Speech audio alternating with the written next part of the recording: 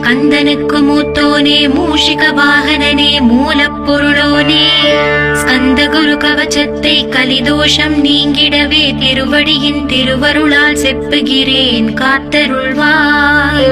சித்தி விநாயக ஜெயமருள் போற்றுகிறேன் சிற்பர கணபதே நற்கதியும் தந்தருள்வாய். கணபதி தாளினையே கருத்தினில் வைத்திட்டேன் அச்சம் தீர்த்தென்னை ரட்சித்திடுவீரே.